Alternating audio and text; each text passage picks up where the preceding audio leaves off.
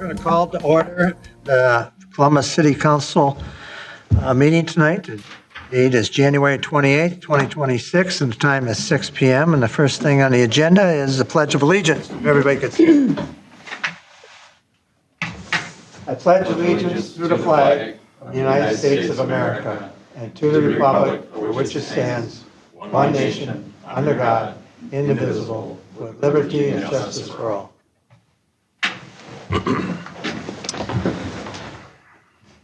Item number 3 on the agenda is the adoption of the agenda. This is Scott. I can make the motion to approve the January 28th, 2026 City Council agenda. This is Jenny, I second. We got a motion on the floor. It's been seconded. Any other discussion? Hearing none, we'll take a vote. Jenny? Jenny, aye. Scott, aye. And Ron, aye. We'll go on item B. Is this consent agenda. Any questions about it, anybody? No, not me. Hearing none, I'll make a motion to move to approve the consent agenda for January 28th, 2026 City Council meeting. Scott, I'll second. We got a motion on the floor. It's been seconded. Any discussion? Hearing none, we'll take a vote. Jenny? Jenny, aye. Scott, aye. And Ron, aye. We'll go to item number 3, presentations and items for council action. First thing on the agenda there is the public forum. Is there anybody in the audience? Seeing no one out there. How about online?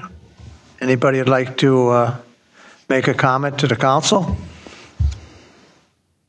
Seeing no hands, we'll close that item. We'll go on item number 2, 2025 Code Enforcement Report by Sean. Your turn, Sean.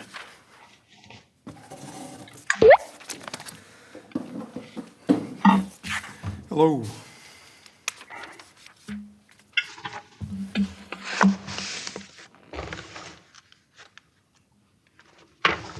So 2025, we saw a few more calls than the previous year.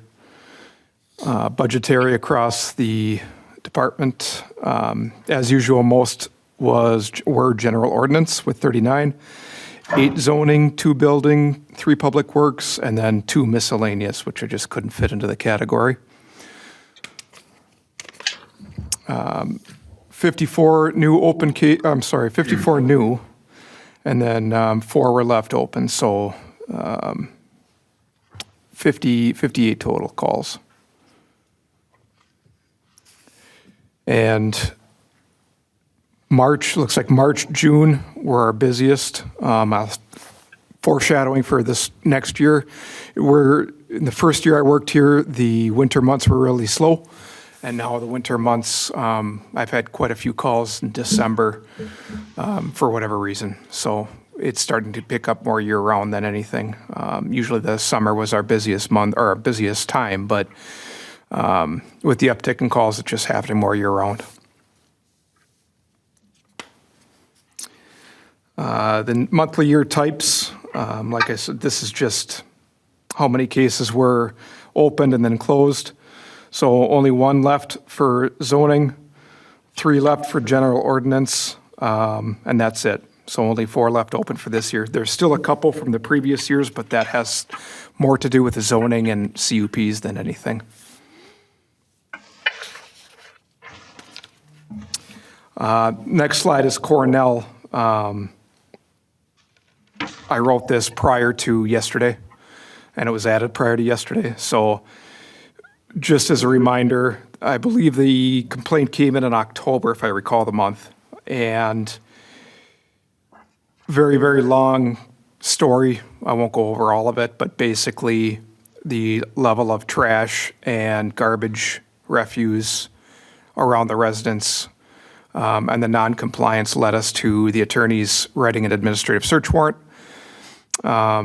which was executed yesterday by myself, the cleaning crew, and sheriff's deputies. There were 2 large dump trailers that were full of trash that were taken out. We were out there for probably 5 hours, I want to say.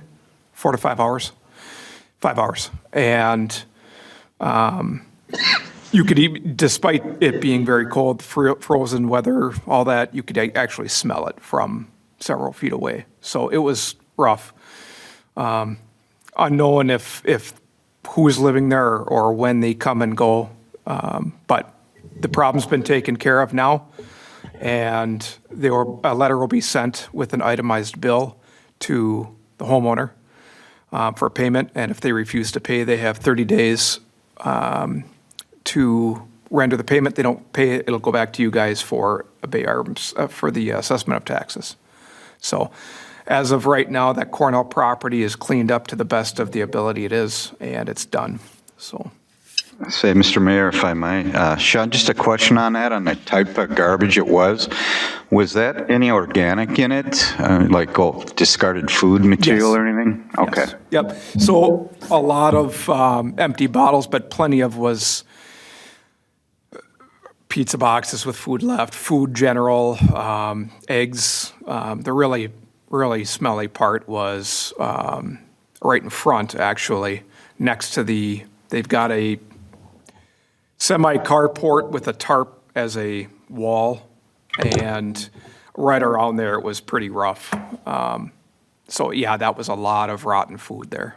Okay, yeah, so something that would attract For varmints. sure, and per the homeowner back in October when I initially talked to her, she said that skunks had been showing up and she didn't know why, and I educated her on why, which she denied, so, Okay. yeah. I got questions.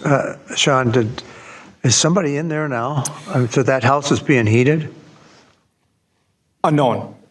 If you want a little bit more of the story, the windows were even open up until a week and a half ago. Despite the sub-zero temperatures, the windows were open, nobody was coming and going. I checked on it once to twice a week. About a week and a half ago, tire tracks, snow plow was plowed up to the driveway, or into the driveway, pardon me. Footprints going up to the house. Somebody plowed. Windows were left open. I started sitting on that place a little bit more to see if I could see who.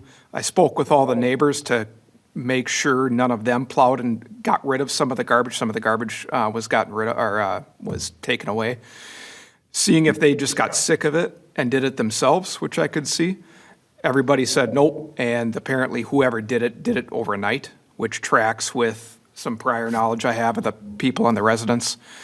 That happened, and then leading up to yesterday, I checked it every day and sometimes sat on it over my lunch period.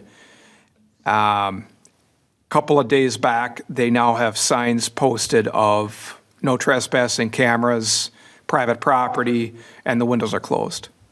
So I don't know when they're coming and going. It's not during the day.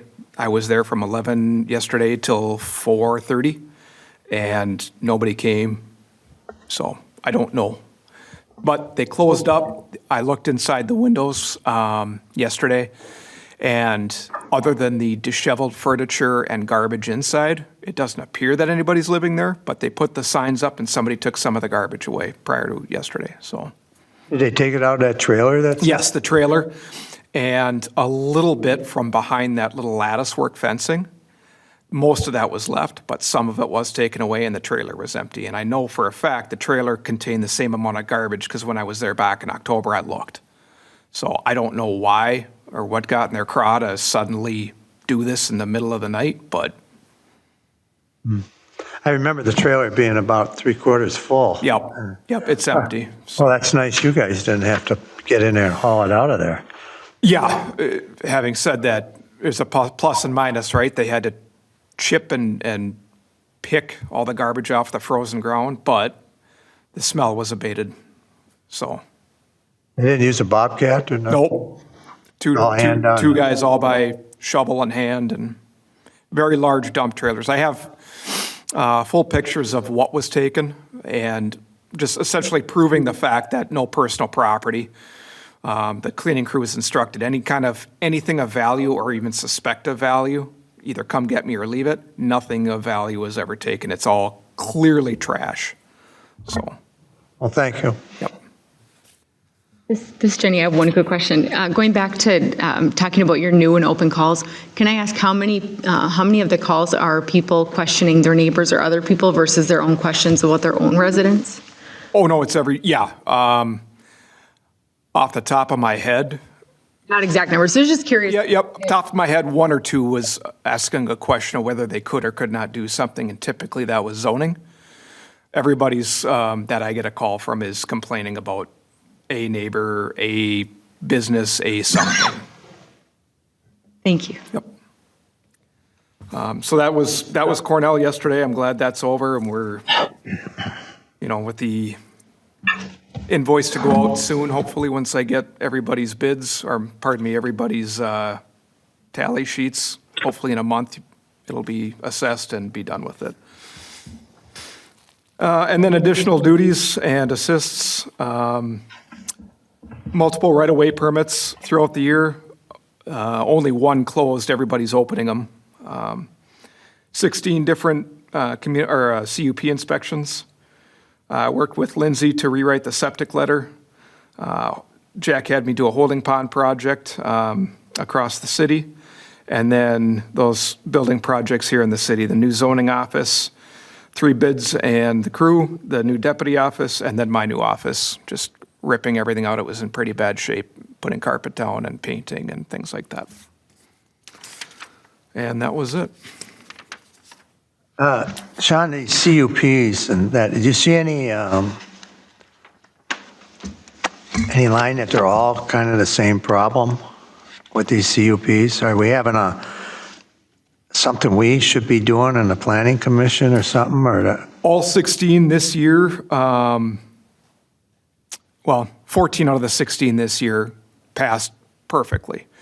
The 2 that didn't were brand new, and they have to wait. This was back in December. One's waiting on a sign, and the other one is landscaping, which they have to wait till spring. So everybody I checked this year is just fine. So how do you pick who's CUP to, are they just the new ones? Some new, some old. Some, there was a mobile mini storage that has never been checked, and I wanted to confirm, let's say, it's on the east side of Lake. Make sure that they don't have the connexes over, I think it's 2 connexes tall, and they have to have so many fire lanes. Like that one's been established for many, many years. Nobody's ever checked it. And then you get the new ones like RPAW and things like that. So it's a mix. Okay. Or unless I get complaints on them too, which I haven't, other than complaints in the past for the previous year that's been dealt with, like Loves. Any other questions, comments? Just make a comment that I know we had a complaint. I had received a complaint that Jack handed off to you, and you followed through on it, and thank you. Your work is very diligent and very much appreciated. Appreciate that. Thank you. Thanks a lot, Sean. Okay, thank you.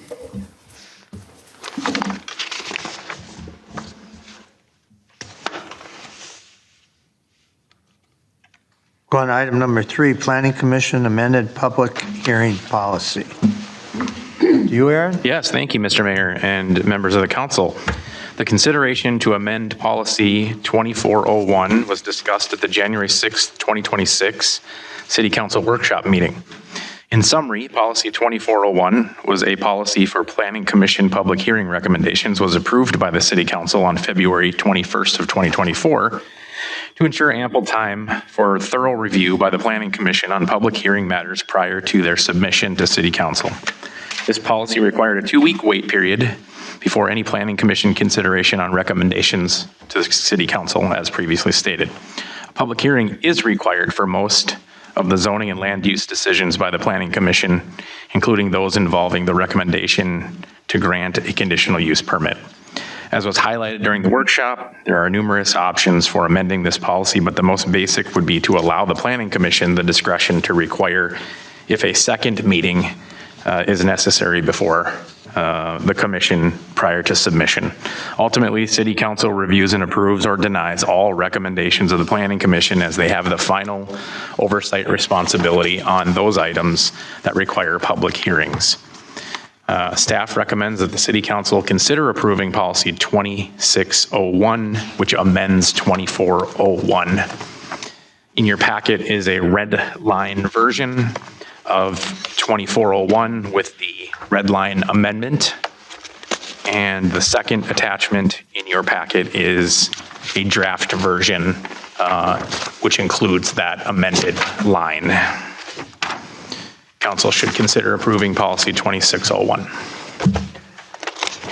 We discussed this previously. Anybody else have any comments or questions on it? Yeah, Mayor, I just have one question. In C on page 26, the highlighted in red, it adds in there, recommend, the waiting period may also be waived upon the recommendation of staff.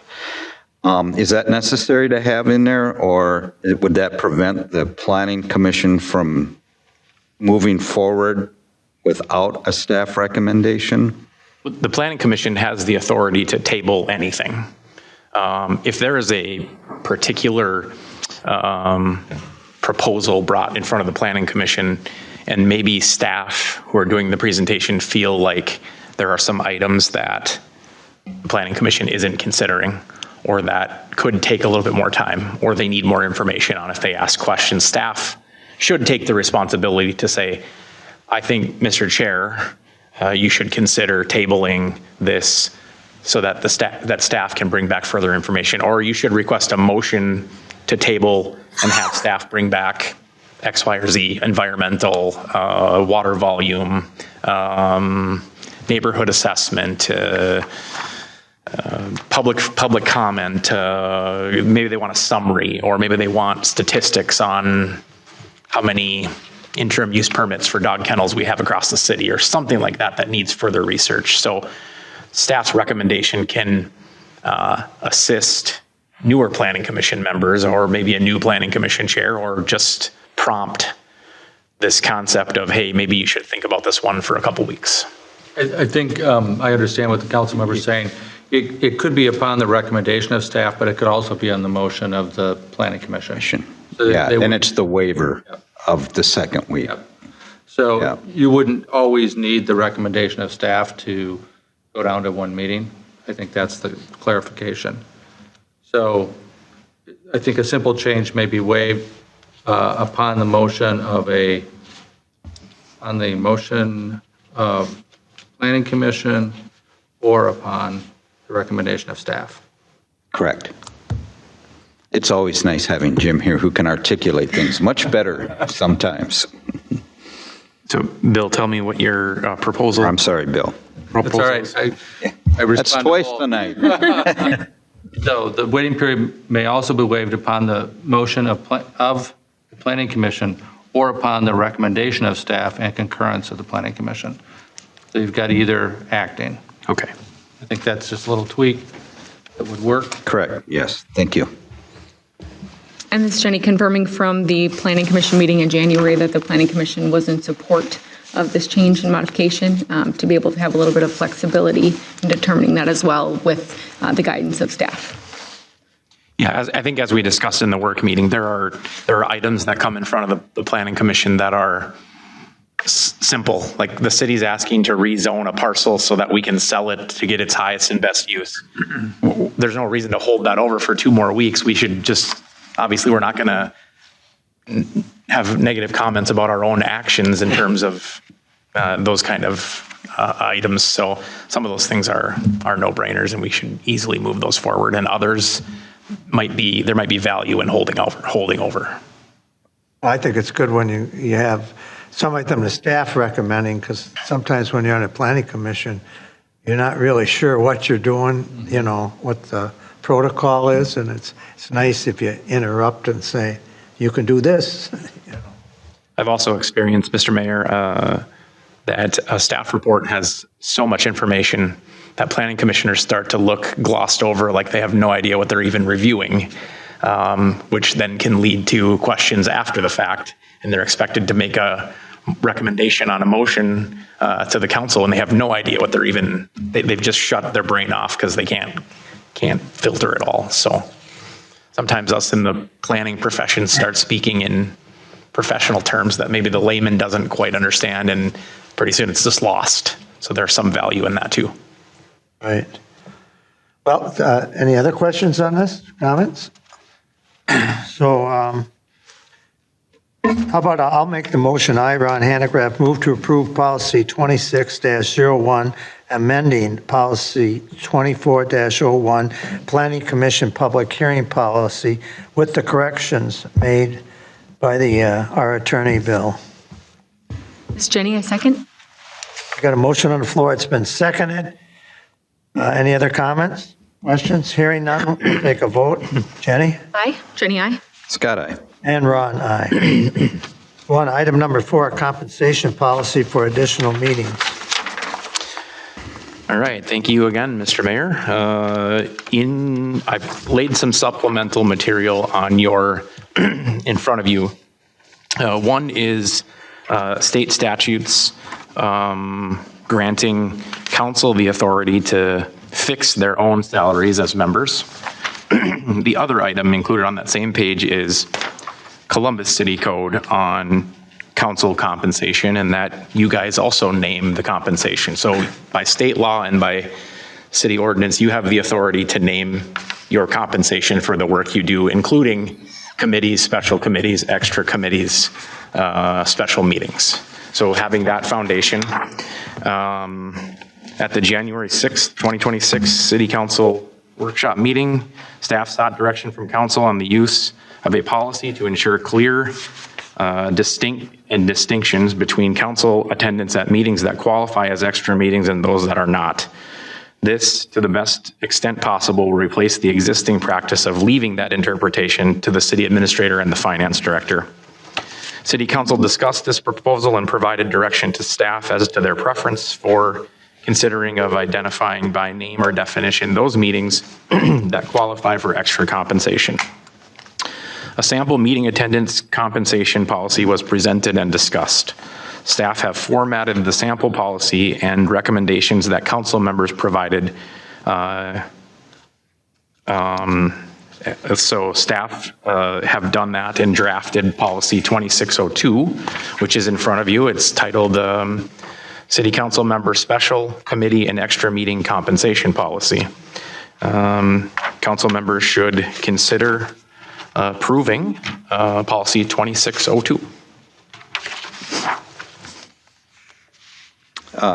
Mr. Mayor, if I may, I have one question and then one suggestion, if I may. So, Aaron, just in the definitions, it looks like regularly scheduled meeting definition is pretty specific, and then committee meeting definitions seems pretty vague.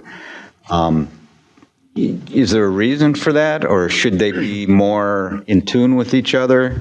Yeah, thanks for the question, Councilmember Wendell. I think when you're talking definitions, we have regularly scheduled meetings of the City Council, the EDA, Parks Commission, Planning Commission, Personnel Committee, Public Works Advisory, Watersheds. Those are standing committees that most likely won't go away. When you're talking these ad hoc committees, joint powers agreements, Cable Commission, those have a chance of dissolving, and then we add another committee or commission by a different title.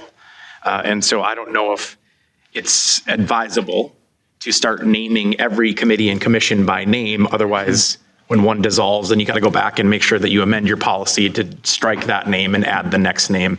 So the general title of ad hoc committee or standing committee should cover those committees or commissions through joint powers agreements, Cable Commission.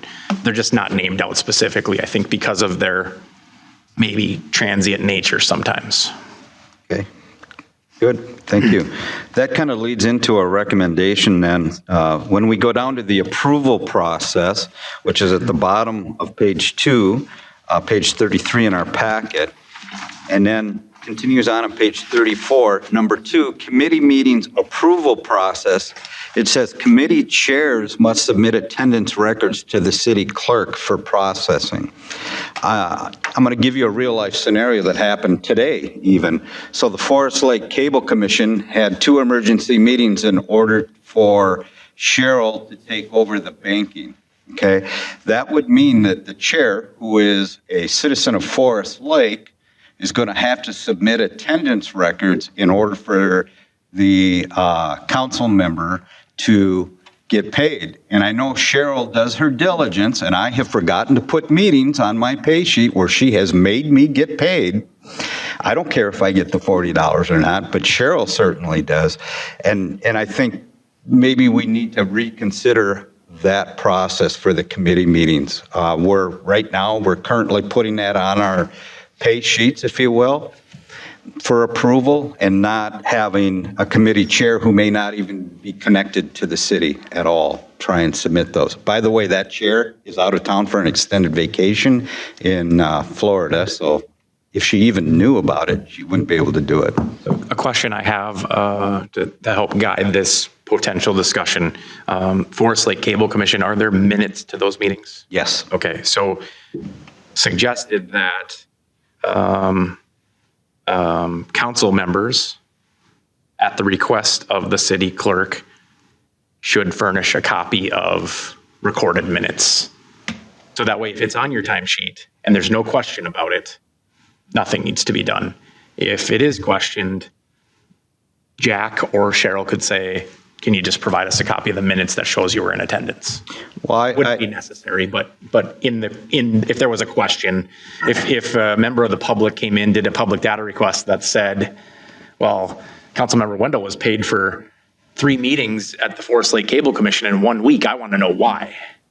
It would help us then to say, here's the minutes that shows his attendance at those meetings. That might simplify this without so having. for the accountability, rather than taking a council member's word. Correct. Is providing, okay. What if the council member doesn't provide the minutes? Now, I will. Well, but- we could access it, but we could also ask you to, if we asked you to provide the copy, You're saying upon request rather than. then being a standing practice, if Jack and or Cheryl said, hey, we just need a record, can you provide us a copy of the minutes? Provided on request? Upon request. This is Jenny, you also have times where the minutes aren't approved until the next meeting and it's quarterly, and then all of a sudden we're submitting something at the end of March, but they don't have the minutes until May or June. So that may be a little bit of a conflict as well. So I agree with you upon request and potentially reaching out to a committee chair if there is a question or something like that may be a bit easier than trying to receive minutes that quickly that you may not get, if that makes sense. I am also in agreement with that. We are always under the gun for processing your payroll. We basically have a week at the end of every quarter, and I think that would slow the process down. I think, Bill, if we could just rewrite that, like if requested or upon request, because I know from all of the organizations that we work with, there is no chance of them submitting minutes or reports to me timely, and all that's going to do is delay our payroll, which will delay my payroll tax reporting and just put that burden on me, and I do not want that burden. Yeah, and that was my concern. That's going to put it on you to do that, Cheryl. You're right. The other thing, too, is, some of these organizations don't keep very good minutes, if they keep any at all. But Correct. certainly everybody has an agenda Yes. out there. So agendas don't necessarily document who was there, but at least it's something that the meeting actually occurred. I know one of the organizations that I've been meeting with lately, and we've been having some discussions on how to work together better. Their minutes are from 2022. Well, I will say the Cable Commission does keep pretty good minutes and agendas. Yeah. Mr. Mayor and council members, I just conferred with Aaron, and this is what I wrote. Upon request, members will provide meeting minutes or other attendance records to the processing. Upon request, you said? Yes. Yeah. Yeah. And it could be meeting minutes, or it could be just someone has an attendance record. And on our voucher bill, when you're signing, the same as with our timesheets, there is language on there saying you are attesting that the time you are reporting is true and accurate. So there is that attestation on the voucher also. That's helpful. Okay. I'm just thinking of covering the city too, if there's any public data request on pay sheets, we provide the documentation that you were in attendance by providing a copy of the approved minutes to go along that corresponds with the date and time. That gets rid of any. Yeah, 100%. Transparency and accountability is important, and I guess my point is, if we're relying on somebody from another city who's not associated with this city to provide that, we may not get it. So transparency and accountability is not there in those cases. I agree, and I think the suggestion by council here would You'll clarify take care of that. And Well, when we go to that Anoka County meeting, Yes. for all the cities or whatever, there's no attendance. No. It's no attendance, but Hey, they let you know who was signed up at least, right? Only if you take the meal. So when I attended, I didn't take the meal, so So I signed up for the next one, which is tonight, and I'm not there, so, right. it's, then you go down to the state capitol for something. You know, but a lot of this is just honesty, and usually Jack and everybody knows if you're going to the capitol. so on page 3 of the policy, the local government officials meeting is actually called out as a approved meeting to pay. Yeah. There's no attendance required for that. It's approved. Right, and that's why I say the committee meeting specifically, because a lot of those commissions are not listed specifically, was the integrity piece for me. So are we rewriting this thing right now?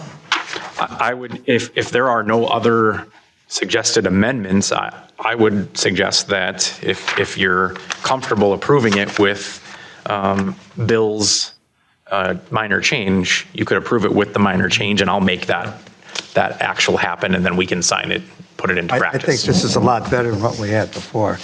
It was, even when Elizabeth was here, it was kind of a guess. You had to go in and ask, is this covered or is it not?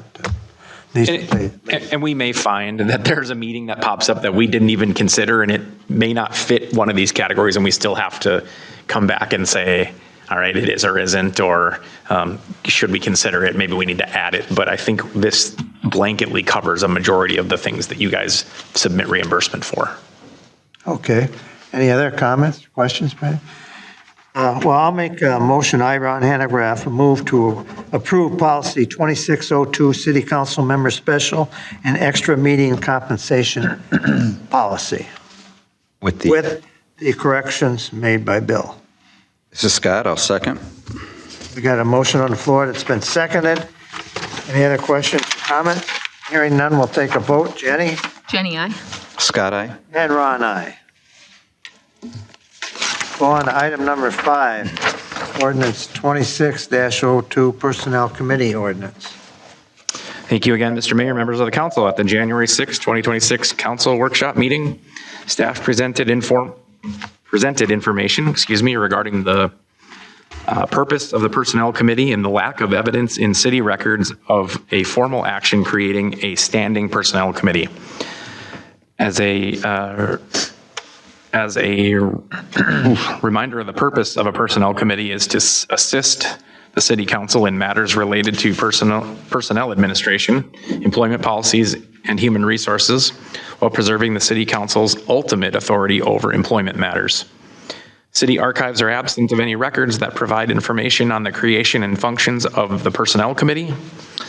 March 10th of 2021, City Council minutes show that some authority was assigned to the Personnel Committee by City Council action. That is attached in your packet, and it was referenced in the workshop. The action appears to have been taken to streamline the process for updates to human resources policies and needs, and later to address the processes for hiring of a new city administrator. As most of these tasks have been accomplished, staff felt that there may be a need to realign the scope and composition of the Personnel Committee. Staff have drafted an ordinance 26-02 to formalize the Personnel Committee as a standing committee and the immediate priorities of said committee. I did have a conversation with City Attorney, who is requesting that if council wants to move to approve ordinance tonight, that it be done contingent city attorney review and final approval.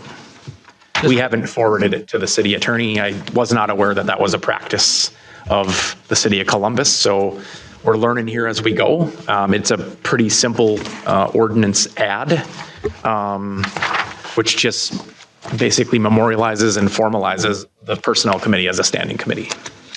Just a note of history. So when the city was incorporated, the judge's order, the administrative law judge's order, had findings and conclusions of law. And one of the findings and conclusions of law was that all standing committees that existed on the day of incorporation continued. So the Personnel Committee existed as a function of the town board, pretty much as it functioned under the city council. There are probably some differences.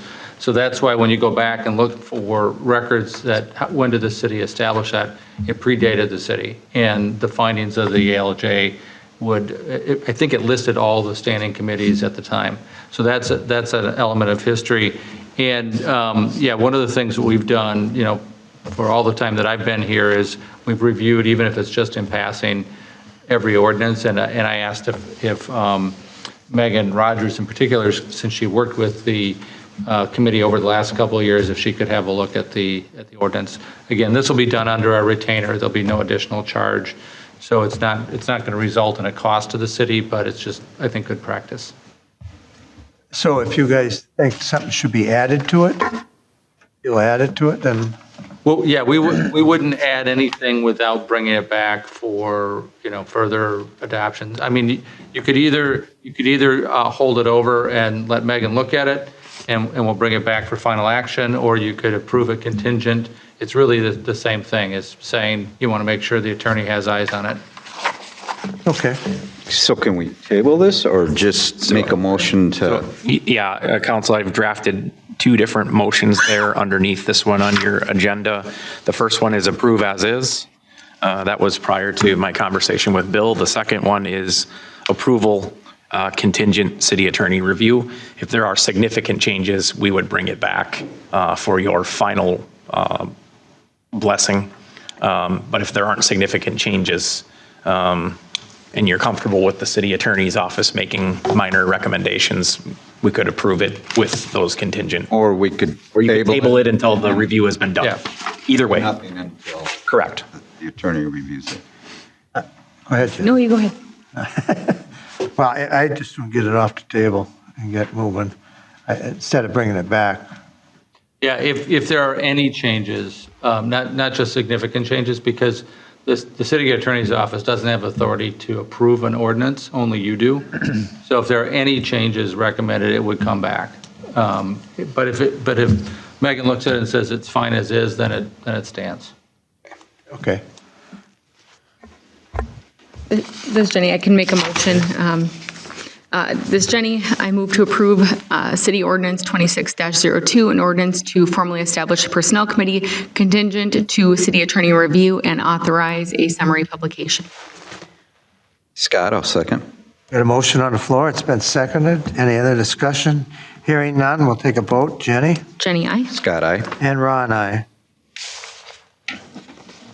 Good, item number 6, February 3rd, 2026 work meeting agenda. Thanks again, Mr. Mayor, members of the council. The council workshop meeting that was approved is scheduled for Tuesday, February 3rd, 2026 at 5:30. Staff recommends that city council recommend topics and set the agenda items to be presented or cancel this scheduled workshop meeting in the absence of any topics. Well, I thought this one over. I have topics, but they're long-range topics that I don't know if the staff has the information to carry on a conversation or a discussion that night, like something like the building, something like the water plant, and I don't know where we're sitting, and I don't know if Jack's on or...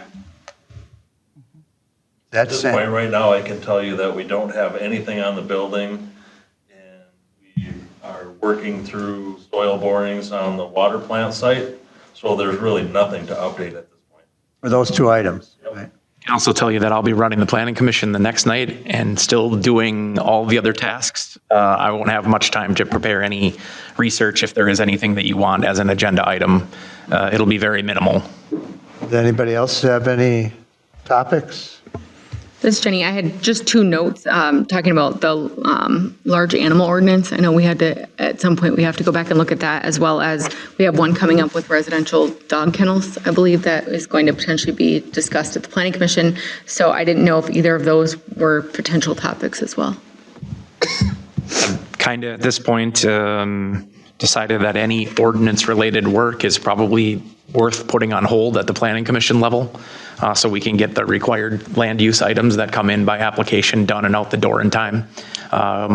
If and when we hire a replacement position in the planning office, we can resume ordinance discussions. I think that that's most appropriate to capitalize on staff available time.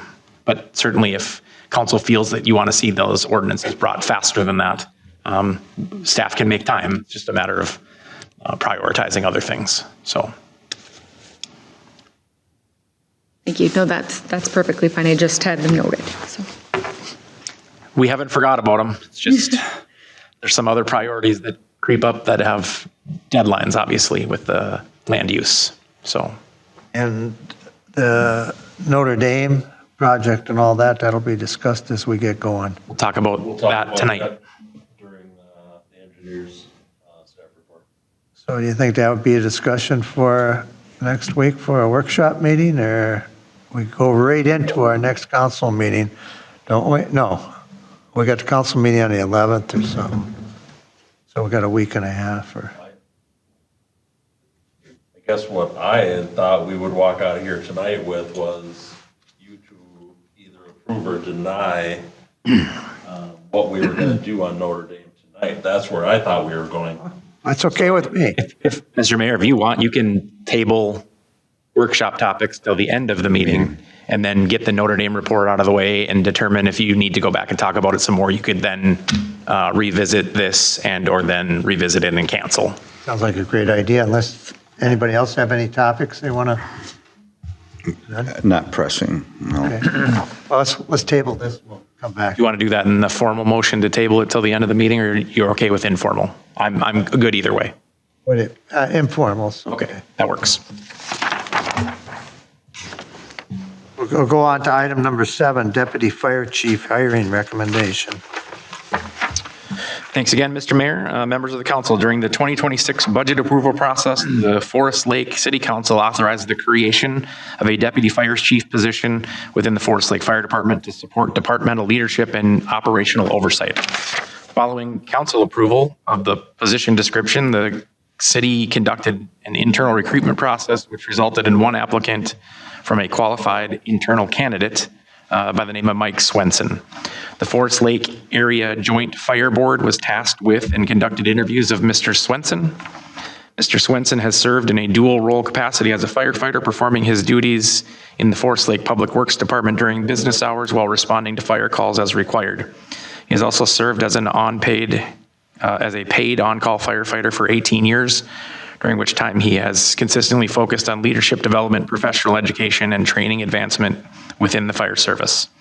His service history includes the following positions within the department: firefighter, lieutenant, captain, assistant chief, and most recently, deputy chief. Following the interview process, the Joint Powers Fire Board formally recommended the City of Forest Lake extend a conditional offer of employment to Mr. Swenson for the newly established deputy fire chief position. As a result of Columbus membership in the Joint Powers Agreement for Fire and Rescue Services, that's a mouthful, and that the request of the City of Forest Lake City Council approval is requested for the hiring of Mike Swenson as the position of Deputy Fire Chief. Staff have reviewed the Joint Powers Agreement for Fire and Rescue Services and do not find it a requirement for the City of Columbus to formally approve the hiring of a fire department staff, as it already is a delegated authority to the City of Forest Lake under the signed agreement. In this case, at the request of Forest Lake, staff recommends City Council approve Forest Lake's conditional offer of employment to Mike Swenson for the position of Deputy Fire Chief. Forest Lake held their council meeting on Monday night and approved Mr. Swenson's hire under their consent agenda, for your information. I'll just let everybody know, me and Rob were at that and voted him in. Just a couple little points here. It wasn't like he was the only person that applied. I mean, they had 3 that could have applied, 2 refused because of money. It's a part-time, this is a full-time position, but it's a part-time fire department, and they're making a lot more money on their private business than doing this, being a deputy. Second of all, Mike Swenson, he was voted in unanimously.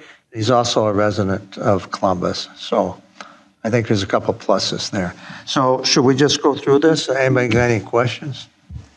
You can formally approve it, or as I said, in the agreement, I have a tab here that says, the fire board shall furnish the city council, the city of Forest Lake, with its comments regarding the qualifications of any person who becomes a candidate for appointment as a fire chief or other full-time position on the Forest Lake Department, which comments shall be considered by the city council of the city of Forest Lake in its appointment of a fire chief or other such full-time personnel.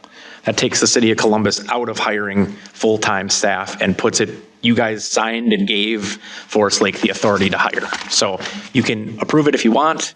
You can let it die. You can do whatever you want to do. Ceremonial, maybe at the request of the city of Forest Lake. I mean, the joint powers agreement, it already takes that. Right, and does it. right. But I know we had a discussion about that at that meeting that night. I know that city administrator over there really wanted us to have our say, so. I don't think there's any harm in it. No.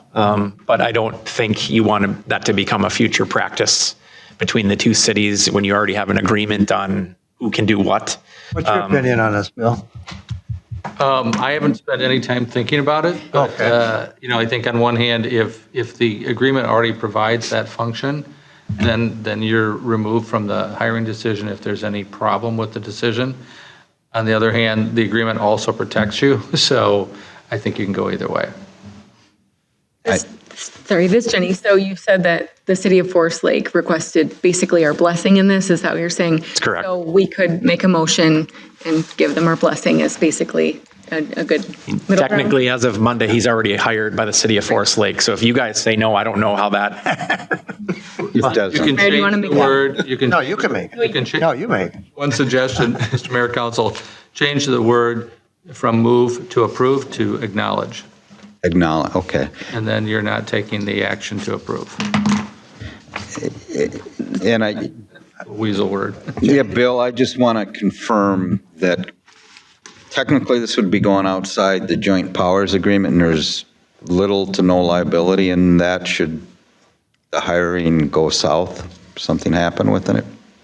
That's my understanding. I was just going to open the document to see how it's been a while since I've looked at this.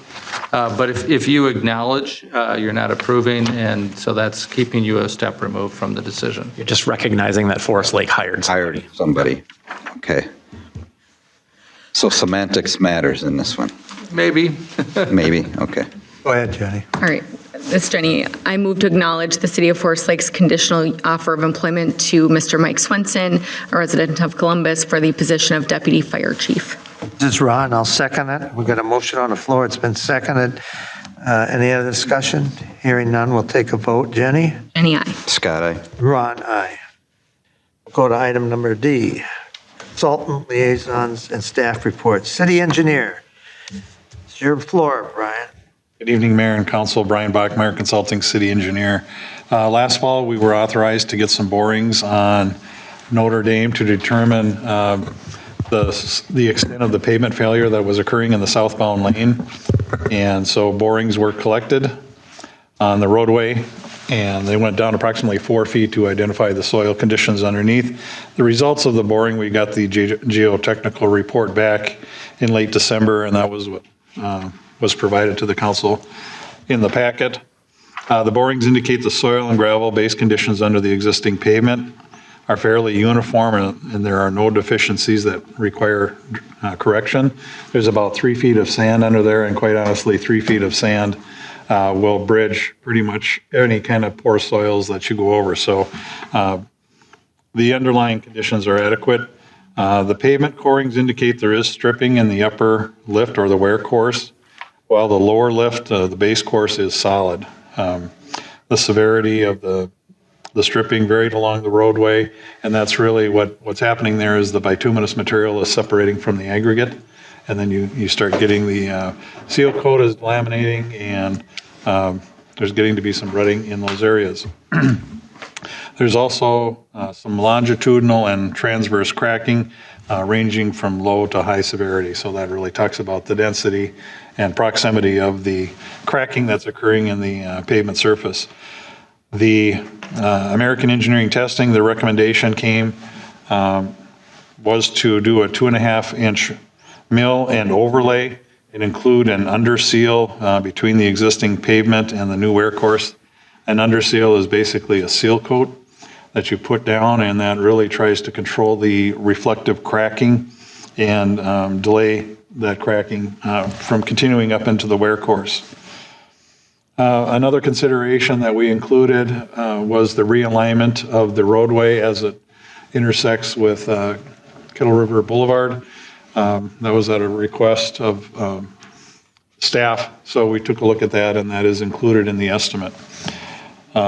Something that was discussed earlier today was also to consider repaving the City Hall parking lot as a bid alternate as part of the project. So you would do a base bid on the mill and overlay, and the alignment could be an alternate, so you could choose whether or not to do the alignment based on the bid results. And then also repaving the parking lot. You could choose to, if you get good bids, to include repaving the parking lot or not include it in the project. At this point, we've provided an estimate for the mill and overlay. And that was about $600,000 for the mill and overlay when for the contractor and the engineering and inspection services and testing. The realignment was about $80,000 in addition to that. So the total estimate between the two was $680,000 an estimate. And again, that does not include the paving of the City Hall parking lot, but that would be a bid alternate that could be added to the project.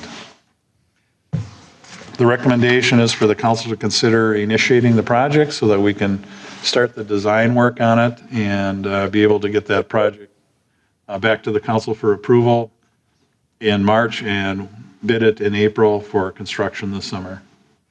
When you talk about alternates, I had talked to our city administrator once, and just to get numbers, right? Yep. So we could put the parking lot in the park along Notre Dame as an alternate too. Yes. So we could find out the cost of that plus the cost of this, and we don't have to decide on those two until the bids are collected, and you can determine if the bids are reasonable and within the budget that you have for the project.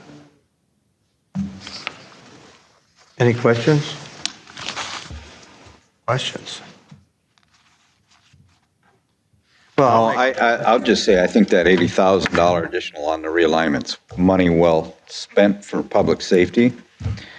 That is an odd angle there, so straightening that out, certainly, I think, is a good thing to do.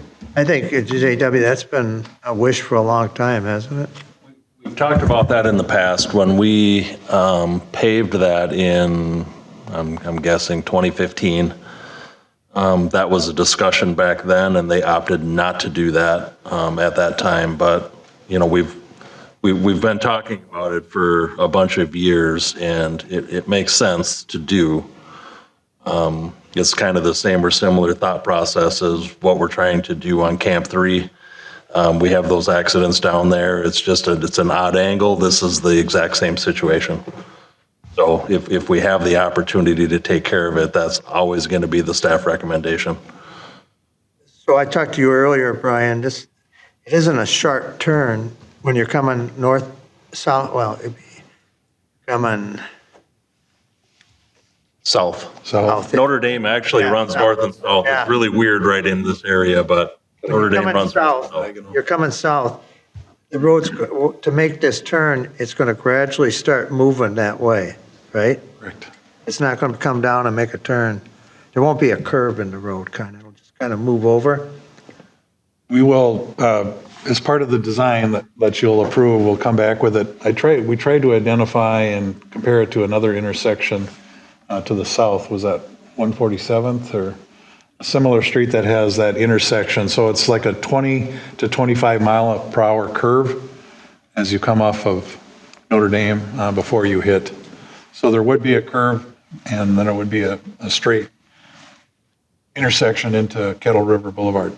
So what do we do with the driveways? There's two houses there. I think that would affect. There is one driveway that would, on the south side, that would have to be lengthened to tie into the roadway. We'd have to talk to that property owner. That would be located within the right-of-way, so there would be no additional right-of-way that would have to be acquired. There would just be a driveway that would be lengthened within the right-of-way. I think we had a drawing at one point. I'm looking for it here quick. I seen the drawing, and it kind of makes it look like it's a big turn, kind of. But actually, you're talking like maybe at 165th, start dragging it over a little more? Or, There would be a curve. There would be a curve into the Kettle River Boulevard, so you would be perpendicular to the road. With Jenny, with the buses and everything that run in that area, would that curve be an issue if the curve is shorter? I guess I'm just curious how far inset that curve is going to go to allow for those buses to turn. It's not going to be a sharp curve, is what you're saying? or buses, school buses? Correct. I mean, it certainly would be designed for all vehicles that would use the roadway. Correct. If I email this to you, Aaron, can you get it? Email it to city offices.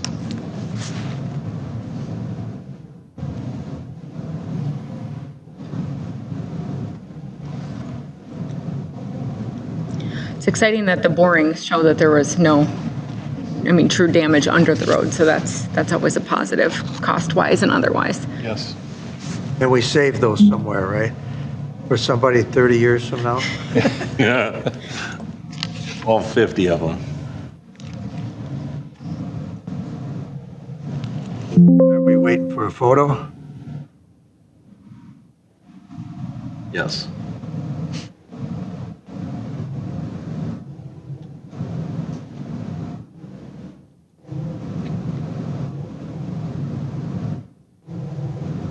Okay, it's coming your way. Just while we're waiting, we are talking about finding people to give us estimates for different projects around the building to determine, what has value, what we should do, what we shouldn't do. Ultimately, getting a bid to redo the parking lot is just another one of those things that we would have had to eventually do. So adding it as an alternative bid to this project only just gives us the information we're eventually seeking anyway. And there's value in having equipment 60 feet away and material coming to have them just do the project here if it has the same. I see that on the bid. I think, Brian, you mentioned it earlier too, that, what do they call it? Locating equipment to the place? They charge us for that? Mobilization. Mobilization. They throw that in on the bid too. I've seen it. So since it's already going to be across the street laying asphalt, Right. it's where there's some cost savings by them just coming across the street. Yeah, so this is Jenny. So with that, that's where the curve is. So that was my curiosity with the buses, because it's the elementary school is right on the road. So is that almost too sharp of a curve? Well, the reason I chose 159th Avenue curve, that's an existing curve in the community, so I was just matching that. We certainly could make it more gradual than that. That's a 90-foot centerline radius that brings it in to that. But it matches a similar curve that you already have at 159th. So.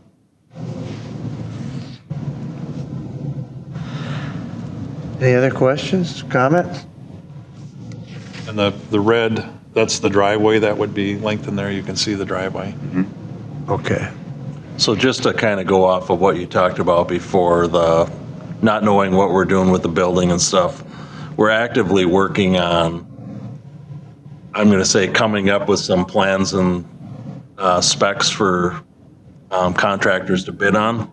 So I've been working through that type of stuff. So once Jack gets back, it's planned that we're going to get together and go over those And then we're going to send those out to contractors to get bids to figure out cost of what it would take to, rebuild this place versus, other thought processes. So, I mean, we're actively working on that. Hopefully we have all of that stuff together and information before we would have to make a move on doing the alternate to pave out here. So, there's going to be some things coming together in, I'm going to say, somewhat of near future in the next couple of months that, I think we'll have a lot more information coming up, but we're just not quite there yet, if that makes sense. So it makes sense to me to do an alternate bid. As part of that thought process for the parking lot, we would want to realign our entrance to this parking lot with Notre Dame.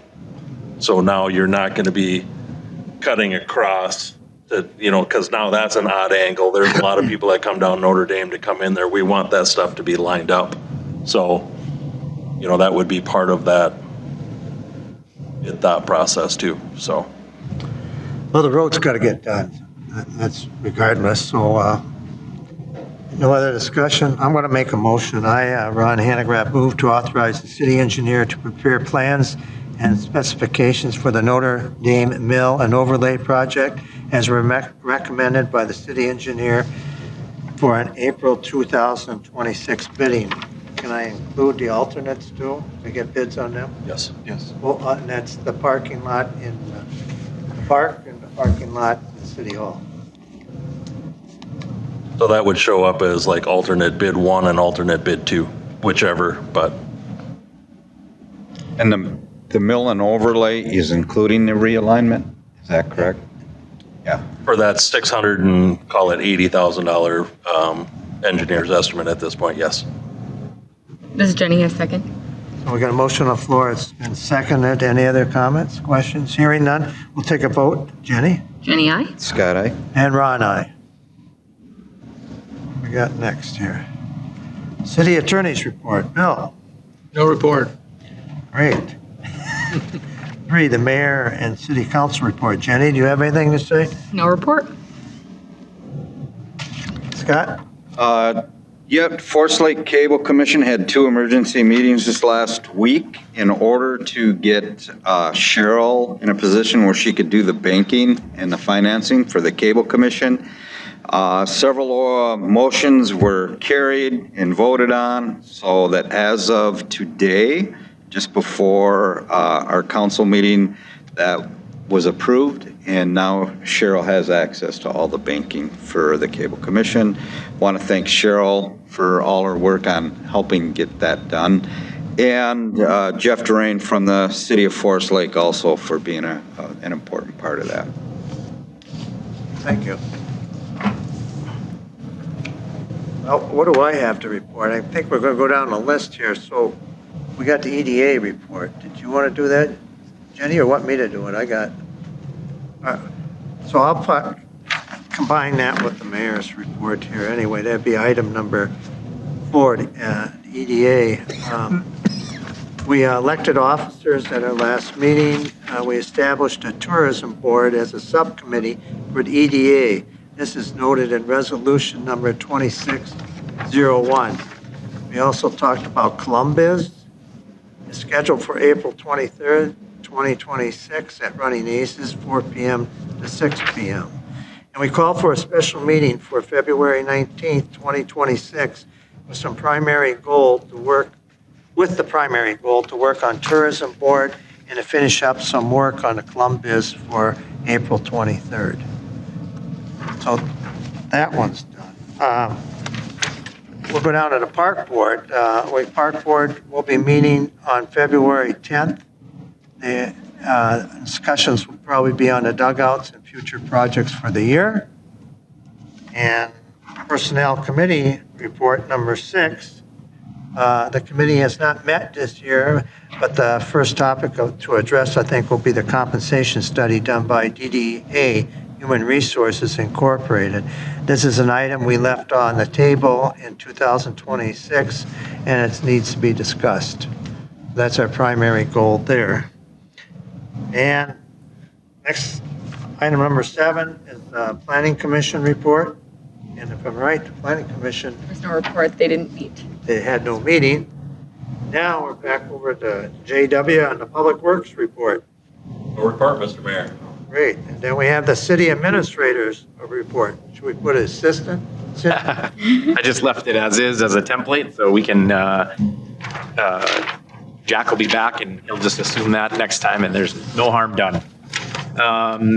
Mr. Mayor, you and I, as well as the city administrator, received a memo from Jim Dickinson, the county administrator, advising that Steve Wagaman, our citizen representative to the Rice Creek Watershed District Board of Managers, has resigned. And there is an open application process for a Columbus resident to be appointed to the Watershed Board as the citizen representative, as the Board of Manager. And I do believe in the appointment process or the application process, the Watershed District does like a letter of support from the local council. So the application process is still open until February 3rd. I did put that under the latest announcements on the city's website. There is a link there that applicants or people who are interested can click on to get to the county's application, and it was posted via public hearing notice by the county. You know, I read over that letter, so we're going to go back to whatever one we had on the workshop meeting on the 3rd. We don't know who's all applying. Yeah, well, How can we recommend? the applications go to the county, and I'm assuming if they have multiple applicants from the same jurisdiction, they kick those back for comment and or recommendation. I don't know how if they do an interview process to fill the role. I understand they do.